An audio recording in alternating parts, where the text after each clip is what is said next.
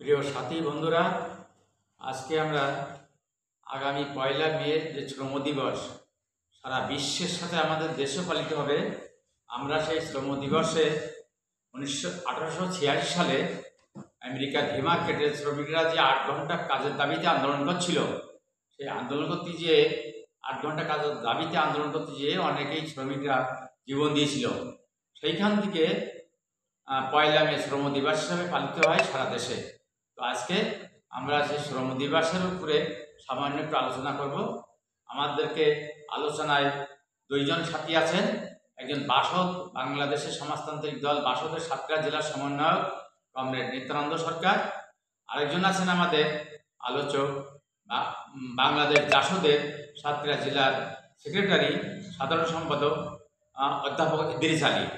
তো আমি আজকে এই বিষয়ের উপরে 1 মের উপরে কথা বলার জন্য আহ্বান জানাবো অধ্যাপক ইদ্রিস আলী সাহেবকে।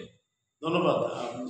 আমাদের আজকের এই মডারেটর কমরেড আবু তালেব মোল্লা এবং সাথে সহ আলোচক হিসেবে আছেন অত্যন্ত পরিচিত মানুষ, সাতক্ষীরা জেলা রাজনৈতিক অঙ্গনে বাংলাদেশের সমাজতান্ত্রিক দলের জেলার সমন্বয়ক নিত্যানন্দ সরকার।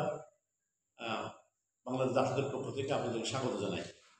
সামনে 1 মে যে দিনটি শ্রমিক দিবস হিসাবে পালন হয়, গতানুগতিকভাবে বাংলাদেশে এটা পালিত হবে। আমরা বাংলাদেশের একেবারেই দক্ষিণ অঞ্চলের সুন্দরবনে গা ঘেঁষা একটি জেলায় বসবাস করি, সাতক্ষীরায়। এই সাতক্ষীরার শ্রমজীবী মানুষ কী ভাবছে আমরা সেটা নিয়ে অনেকবার প্রশ্ন তুলি। দীর্ঘদিন ধরে এখানে আমরা শ্রমিকদের দাবি নিয়ে কথা বলতে যেই একমাত্র টেক্সটাইল মিল সাতক্ষীরা জেলা হেডকোয়ার্টার অবস্থিত, শুধু আমরা শ্রমিকদের কাজ দিয়েছি মোটেই না। আমাদের দেশের শ্রমিকদের কাজ বন্ধ হয়েছে, অগণিত মিল বন্ধ হয়েছে, প্রত্যেক জেলায় জেলায় মিল, কারণ সাতক্ষীরা জেলাও বন্ধ। আমরা সেই কারণে মনে করি যে বাংলাদেশের আর্থসামাজিক কাঠামোয় স্কুল কলেজ বিশ্ববিদ্যালয়তে পাশ করা প্রত্যেক বছর প্রায় 14 লাখ ছেলে মেয়ে বের হয়, যারা কর্মের বাজারে বের করে। কিন্তু সরকারের নিজেরই কর্মসংস্থান সুযোগ থাকে মাত্র 70,000, বাকিদের কাজ থাকে না। এই অবস্থায় যদি মে দিবসকে সামনে আমরা আলোচনা করতে চাই, তাহলে কি হলো, সাতক্ষীরা জেলার মিল যেখানে কমপক্ষে 1000-5000 শ্রমিকের কাজের সংস্থান হতো, সেটা নিয়ে সরকার কী ভাববে। এবং এর বাইরে যে 7টা উপজেলা কৃষিভিত্তিক শিল্প এলাকা, কৃষিভিত্তিক এলাকা, সেখানে নানানভাবে নিয়মিত অনিয়মিত শ্রমিককে উৎপাদনের সাথে যুক্ত করে তাদের জীবন জীবিকার মান উন্নয়ন করা এবং আধুনিক দৃষ্টিভঙ্গিতে মানুষের একটি সামনের দিকে অগ্রসর হওয়ার পথ দরকার ছিল। সেক্ষেত্রে যারা রাষ্ট্র রাজনীতিতে আলোচনা করে তাদের যেমন ভাবনা, আমরা বাংলাদেশ জাসদের পক্ষ থেকে মনে করি শ্রমজীবী মানুষের জন্য কর্মসংস্থানের ক্ষেত্র, সেই সাথে সামাজিক নিরাপত্তা বেষ্টনীতে অন্তত যারা বেকার হচ্ছে তাদের বেকার ভাতা দেওয়া, আর মিলটা চালু করে সেখানে অতি সত্তর 1000-500 শ্রমিকদের কর্মসংস্থান উদ্যোগ নিলে আমরা সাতক্ষীরা উন্নয়ন সমৃদ্ধিতে আরেকভাবে এগিয়ে যাব। বন্ধুরা, এবার আপনাদের সাথে কথা বলবেন নিত্যানন্দ সরকার, বাংলাদেশের সমাজতান্ত্রিক দল বাসদের সাতক্ষীরা জেলার সমন্বয়ক।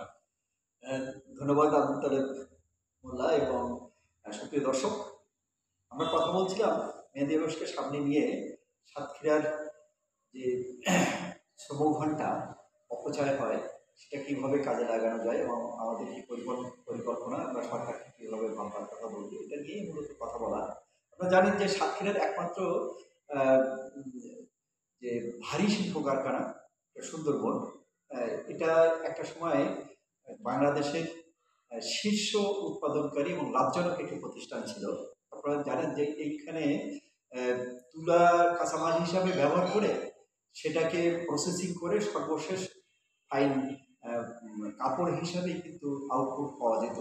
এইরকম একদম সম্পূর্ণ বস্ত্রকল হিসাবে কিন্তু সুন্দরবন টেক্সটাইল মানে খুবই সুপরিচিত ছিল এবং এখানকার কাপড়ের মানও কিন্তু খুবই উন্নত ছিল।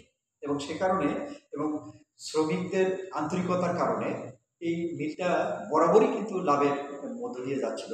তারপর যে সময় আমরা দেখলাম যে সরকারের একটি বিশেষ কর্মকাণ্ড বেসরকারীকরণের দিকে যাওয়ার জন্য একটি অর্গানাইজেশন তৈরি করে তাদের মাধ্যমে সরকারি সমস্ত মানে রাষ্ট্রায়ত্ত কলকারখানা বিরাষ্ট্রীয়করণ করার উদ্যোগ নেওয়া হয়। ঠিক সেই সময় পরিকল্পিত একটা ফাঁদের মধ্যে ফেলা হয় এই সুন্দরবন টেক্সটাইলকে। জানেন যে ভারত এবং মূলত আমাদের দেশে ভারত থেকে তুলা আসে, তুলা আসে আহ, ভিয়েতনাম থেকে, আরো কয়েকটা দেশের থেকে আসে। তবে এই দুটো দেশের তুলাই কিন্তু সর্বোৎকৃষ্ট তুলা। চীন থেকেও তুলা আসে, তো মূলত ভারতের তুলা দিয়েই কিন্তু এটা চলতো। এই তুলা কেনার সময় কেনা কেনা মূল্য বাড়িয়ে দেখানো, আবার বিক্রি করবার সময় দাম কমিয়ে দেখানো, এই দুটো ষড়যন্ত্রের শিকার আমাদের সুন্দরবন টেক্সটাইল মিল, এবং শেষ পর্যন্ত এটা বন্ধ হয়ে যায়। আমরা সে সময় দেখেছি যে আসবাবপত্রের দামে টোটাল মিল কারখানা বিক্রি হয়ে যাচ্ছে। সাতক্ষীরার অবস্থাটা কিন্তু সেরকম ছিল। আমরা সাতক্ষীরার মানুষকে সাথে নিয়ে এখানকার রাজনৈতিক বুদ্ধিজীবীরা সবাই মিলে মূলত এই কারখানাটি বিক্রির হাত থেকে বাঁচাতে পারলেও সেটাকে সচল করা যায়নি। চুক্তিভিত্তিতে বিভিন্ন সময় উৎপাদনের মানে চাকাটা চালু রাখবার চেষ্টা করা হয়েছে, সেটাও ঘুরিয়ে ঘুরিয়ে চলছে। আমরা অধ্যাপক ইদ্রিস দাবি করলেন যে মূলত এটা পূর্ণাঙ্গভাবে আবার সচল করা হোক। আমরা বিশ্বাস করি যদি এটাকে চালু করা হয় তাহলে এটা আবারও লাভজনক প্রতিষ্ঠান হিসাবে আসবে। মে দিবসের প্রাক্কালে আমরা শ্রমিকদের অধিকার নিয়েই কথা বলতে চাই। ৮ ঘন্টার শ্রম এবং ৮ ঘন্টা শ্রমের ন্যায্য মজুরি, তার শিক্ষা, চিকিৎসা, সন্তানের নিরাপত্তা, এগুলো নিশ্চিত যদি আমরা করতে পারি তাহলে আগামী প্রজন্ম সুস্থ সবল প্রজন্ম হয়ে গড়ে উঠবে। আর মানুষ হিসাবে এই শ্রমিক শ্রেণী তাদের যোগ্য অবস্থানটি পাবে। আমি এ পর্যায়ে আপনাদেরকে ধন্যবাদ জানাচ্ছি।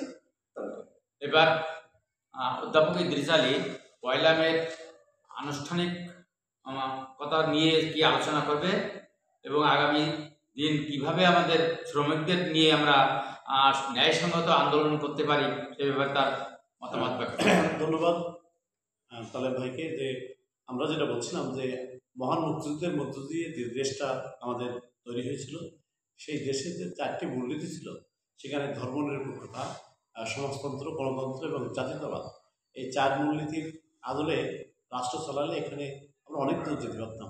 আমরা এখন পুঁজিবাদী অর্থনৈতিক সমাজ ব্যবস্থার মধ্যে পিষ্ট হয়ে আমরা শোষণ, বঞ্চনা, নির্যাতন, নিপীড়নের মধ্যে আছি।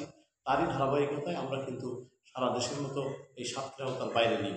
সেখানে আমরা মনে করি এই 5ই আগস্ট যে একটি সরকার পতন হলো, সেই সরকার পতনের পরে একটি সরকার অন্তর্বর্তীকালে আসলো। তিনি বিশ্বের কাছে বলেছেন 3-0, অর্থাৎ 0 আনএমপ্লয়মেন্ট, 0 পভার্টি এবং 0 সিএফসি গ্যাস, দূষিত গ্যাস উৎপাদনটা হবে না। এই যে কথা বলে মানুষের আশা তৈরি করলো, সেই কারণে আমরা বর্তমান অন্তর্বর্তীকালীন সরকারের কাছে বলবো যে এই মে দিবসে মানুষের যে যাদের কাজই নেই তাদের আবার মে দিবস নেই, এবং তারপরে যাদের কাজ আছে কিন্তু তাদের ন্যায্য মজুরি নেই, এইসব বিষয়গুলো রয়ে গেছে। তা আমি মনে করি যে মিনিমাম যদি সুষম বন্টনের মধ্যে আসি, তাহলে এই বাজেটে এবছর যে বাজেট হবে সেখানে 64/1 বাজেট যদি আমাদের সাতক্ষীরা জন্য বরাদ্দ করে সেখানে 1000 কোটি টাকা দিয়ে শুরু করে, তা আমি নিশ্চিতভাবে প্রথম দিকে 1000 শ্রমিকের কর্মসংস্থান করতে পারবে। তার সাথে নতুন নতুন ওই যে রাষ্ট্রের 4 মূলনীতির একটি হলো সমাজতন্ত্র। সমাজতন্ত্র আসলে আমি যে প্রত্যেক ইউনিয়নে যদি কমপক্ষে 10টা গ্রামকে একটি সমবায়ীকরণ করে কৃষিভিত্তিক একটি খামার করি, সেই খামারে সরকার পৃষ্ঠপোষকতা দেয়, তাহলে ইউনিয়নে 10টা হলে 78টা ইউনিয়নে 780টা গ্রামে এটা হতে পারে। তার যে উৎপাদিত পণ্য সেগুলো শ্রমিক দিয়ে প্রশিক্ষণের মধ্যে কাজ করে আমরা যদি একটি আধুনিক সাতক্ষীরা বানাই, তাহলে সেখানে কিন্তু শ্রমিক কাজ করলে তখন তার অধিকার চাইবে। আমাদের এখানে অনিয়মিত শ্রমিক আছে প্রচুর, তারা মানে নির্দিষ্ট মালিকের অধীনে কাজ করে, কোনো শিল্প কলকারখানা নাই, ফলে এখানকার মে দিবসের কনসেপশন শ্রমিকদের কাছে ভুলভাবে যায়। আমরা এটা স্পষ্টভাবে বলতে চাই বাংলাদেশ জাসদের পক্ষ থেকে যে না, আসেন, দেশটি 71-এর মুক্তিযুদ্ধের মধ্যে যে দেশ তৈরি হয়েছিল, 24শে অভ্যুত্থান, দুটোকে ধরে একটি বৈষম্যমুক্ত ছাত্রযন্ত্র অভ্যুত্থানের নাম দিয়ে মানুষকে উজ্জীবিত করা হয়েছিল। সেখানে এখন আমরা দেখতে পাচ্ছি সেই দিকে না যেয়ে নানান ইস্যু নিয়ে মানুষের ব্যস্ততা পাচ্ছে। তবে স্পষ্টভাবে মে দিবসে বলতে চাই যে যার বয়স 18 পার হয়েছে, লেখাপড়া থেকে ছুটি গিয়েছে, তাদের কর্মসংস্থানের জন্য আপনি নতুন নতুন কর্মক্ষেত্র নিন এবং এই মিলটি চালু করে সেখানে 1000 মানুষকে কাজ দিন, এবং কাজ দেওয়ার পরে তাদেরকে শ্রম আইনে তাদের নিরাপত্তা, তাদের বেতন কাঠামো, তাদের সামাজিক মর্যাদা বৃদ্ধির জন্য আমাদের যে দাবি এবং নানান প্রগতিশীল সংগঠন দাবি করছে, সেই দাবির সাথে জনগণকে ঐক্যবদ্ধ করে আমরা কিন্তু ধন্যবাদ। এবার আজকে যে মানে বিশ্ব অনেক দূর এগিয়ে গিয়েছে, কিন্তু আজকে নারীরা পুরুষের তুলনায় একই কাজ করে, অথচ বেতন বা মানে কি বলে তাদের মজুরিটা কম দেওয়া হয় নারীদের। এই ব্যাপারে আমাদের কথা বলবেন বাংলাদেশের কমরেড নিত্যানন্দ সরকার। আবু তালেব ভাই, আপনাকে ধন্যবাদ। সম্মানিত সুধীমণ্ডলী এবং আমাদের দর্শক, আমরা কথা বলছিলাম ইদ্রিস ভাইয়ের কথা রেশ ধরেই যদি কথা বলি যে 5ই আগস্টের স্বৈরাচারী সরকারের পতন এবং তত্ত্বাবধায়ক সরকার তথা অন্তর্বর্তীকালীন সরকারের যাত্রা, আমরা আশা করেছিলাম যে বৈষম্য কিছু অংশ হলেও কিন্তু নিরসন হবে, কিন্তু আমরা জানি সমাজবিজ্ঞান বলছে যে সমাজতান্ত্রিক ব্যবস্থা ছাড়া বৈষম্য চিরতরে বিলোপ করার কোনো সুযোগ নেই। আমরা সেদিকে আমাদেরকে যেতে হবে। তারপরও কিছুটা তো আশা থাকে যে যে অবস্থাটা তখন বিরাজ করছিল সেটা থেকে একটা উত্তরিত একটা ব্যবস্থায় আমরা আসলে যেতে পারবো, কিন্তু আমরা আশাহত হয়েছি। আমরা টেক্সটাইল মিল নিয়ে কথা বলছিলাম। টেক্সটাইল মিল যদি আমরা চালাতে চাই তাহলে এর কাঁচামাল হিসেবে আমাদের তুলা দরকার হয়। আপনারা শুনেছেন নিশ্চয়ই, কদিন আগেই কিন্তু আমাদের সরকার কিন্তু বলছে যে ভারত থেকে 33টা পণ্য আমদানি তারা নিষিদ্ধ করছে, আমদানির তালিকা থেকে বাদ দিয়েছে। তার মধ্যে অন্যতম হচ্ছে তুলা। তুলা, ভারতীয় তুলাই কিন্তু আমাদের এখানকার বস্ত্রগুলোই চলে। স্বল্প মূল্যে কাজ থেকে নিয়ে আসা অত্যন্ত কোয়ালিটি সম্পন্ন তুলা, সেই তুলাটা কিন্তু আমদানি এখানে বন্ধ হয়ে যাচ্ছে। এইটা একটি অশনি সংকেত।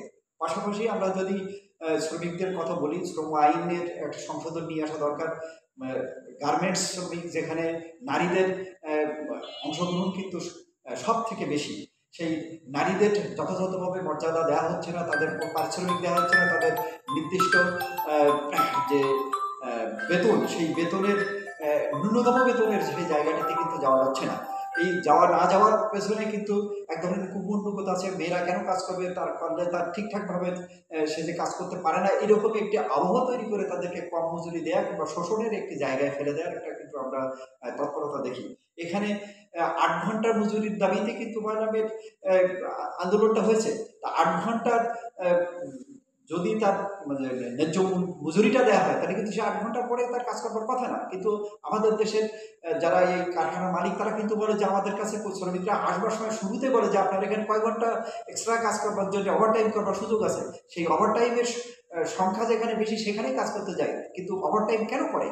কারণ হচ্ছে তার শিডিউল টাইমে যে বেতনটা পাওয়ার কথা সেই বেতনটা কম দেয়, সে কারণেই কিন্তু তাকে ওভারটাইম করতে হয়। আমরা এই অবস্থা থেকে বেরিয়ে আসতে চাই। আমরা একটি সমন্বিত বাংলাদেশ চাই, সকল মানুষের সহাবস্থানে একটি বাংলাদেশ চাই, যেখানে বৈষম্য দূরীভূত হবে, অভাব থাকবে না, অনটন থাকবে না, মানুষের মধ্যে হিংসা চলে যাবে, কোনো গোষ্ঠীর দ্বন্দ্ব থাকবে না, কোনো ধর্মীয় পরিচয় মানুষের প্রতি আক্রান্ত হবে না, অথবা কোথাও কোনো এ ধরনের ঘটনা ঘটলে সরকার সেখানে নির্লিপ্ত থাকবে না এবং ধর্মীয় উস্কানির দিয়ে এবং একটি গুজব রটিয়ে কোনো একটা সম্প্রদায়ের উপরে হামলা হবে না, এরকম একটি পরিবেশ আমরা প্রত্যাশা করি। আপনাদের সবাইকে অসংখ্য ধন্যবাদ। সুপ্রিয় দর্শক মণ্ডলী, আজকে আমাদের টক শো এখানেই সমাপ্তি ঘোষণা করছি। আগামী 1 মে আমরা সবাই সমমূল্য দিবস পালন করব, এই আহ্বান জানিয়ে আজকে টক শো টানছি।